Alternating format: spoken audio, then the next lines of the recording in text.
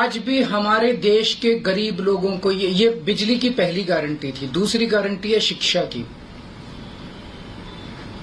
कोई भी देश तब तक तरक्की नहीं कर सकता जब तक उसके हर बच्चे को अच्छी शिक्षा का इंतजाम ना कर दिया जाए।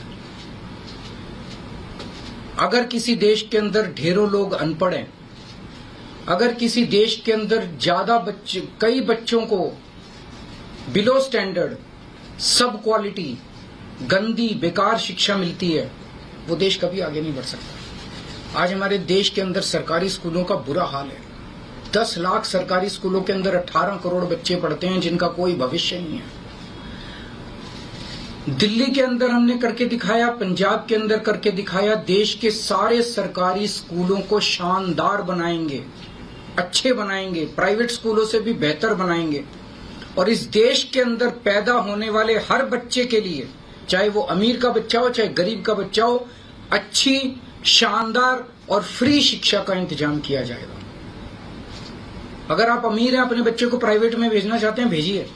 लेकिन आप अगर सरकारी स्कूल में अपने बच्चे को भेजते हैं तो प्राइवेट स्कूल से किसी 1% भी कम नहीं होगी उस शिक्षा की क्वालिटी। ऐसी शिक्षा का इंतजाम गांव-गांव के कोने-कोने, देश के कोने-कोने में अच्छी शिक्षा का इंतजाम करेंगे। दिल्ली में किया, पंजाब में किया, हमें करना आता है, हमारी नीयत है। ये काम आजादी के वक्त हो जाना चाहिए था, लेकिन नहीं हुआ। देर आए दुरुस्त आए, आजादी के 75 साल बाद भी हो गया तो बहुत अच्छी बात है। इस काम को करने के लिए 5 लाख करोड़ रुपए लगेंगे।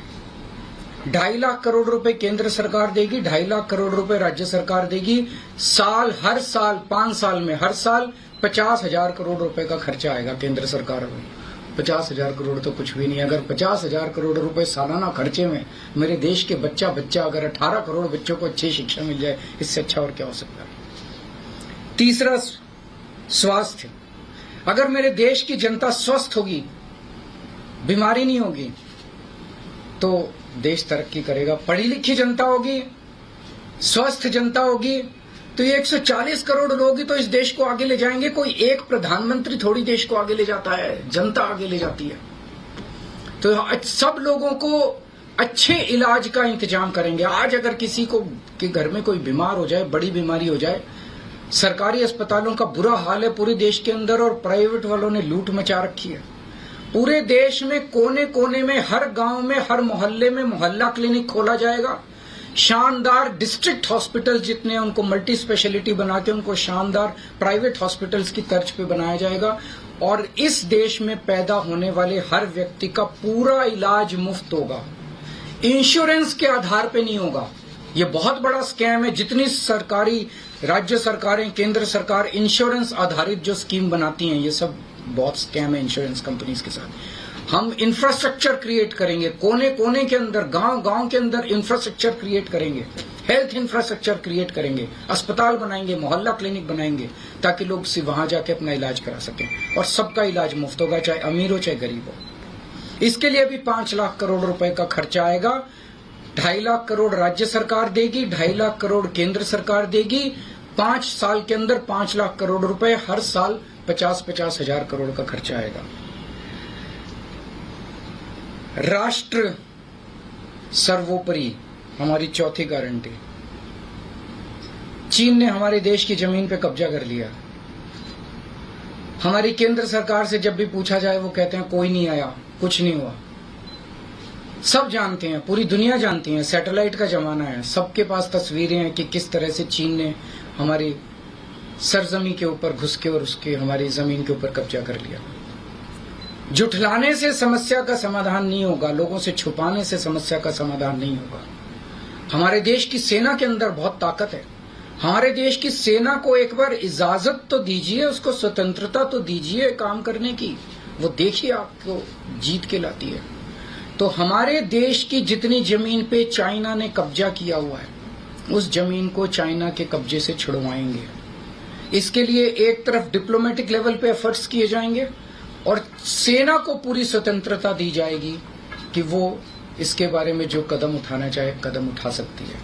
सेना को आज जो रोका जा रहा है वो रोका नहीं जाएगा। आज हमारी ये अग्निवीर योजना जो है कि हमारे युवाओं को फौज में भर्ती करके 4 साल के बाद निकाल दिया जाता है। लोगों की एक ओनरशिप नहीं बनती। 4 साल के बाद अगर आप निकाल देंगे तो एक तरह से हम सेना को सबसे कटिंग एज लेवल के ऊपर हम कमजोर कर रहे हैं।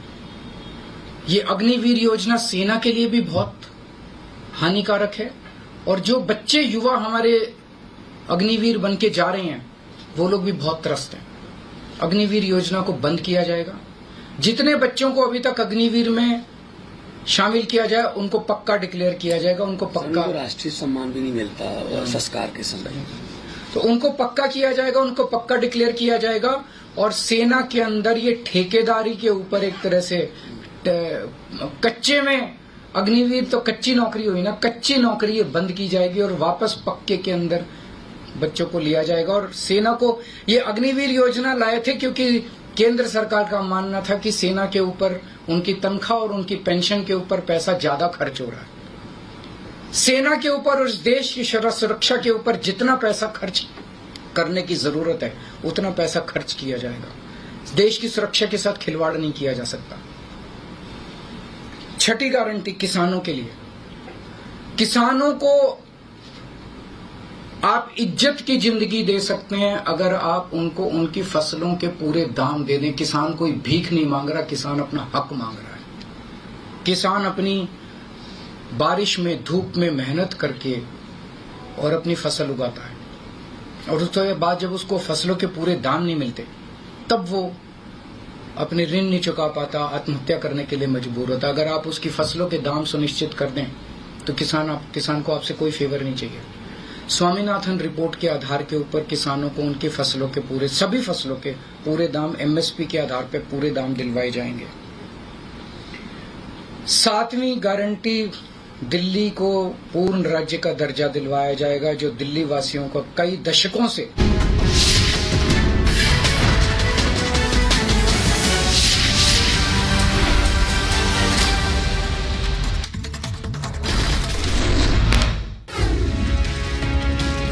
पश्चिम बंगाल के बैरकपुर में प्रधानमंत्री मोदी ने भरी हुंकार, कहा कांग्रेस शासन में पूर्वी भारत को सिर्फ गरीबी मिली और पलायन मिला।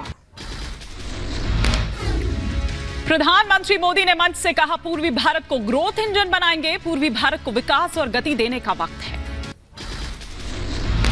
प्रधानमंत्री मोदी ने बंगाल सरकार पर किया जोरदार हमला, कहा राम का नाम नहीं लेने देती टीएमसी, बंगाल सरकार राम नवमी नहीं मनाने देती। प्रधानमंत्री मोदी ने टीएमसी पर साधा निशाना, कहा टीएमसी राज में आज जगह जगह बम बनने की इंडस्ट्री चल रही है, टीएमसी के राज में घुसपैठिए फल फूल रहे हैं। उधर बिहार के पटना में प्रधानमंत्री मोदी के रोड शो से पहले सुरक्षा के पुख्ता इंतजाम, चप्पे चप्पे पर पुलिस बल की तैनाती।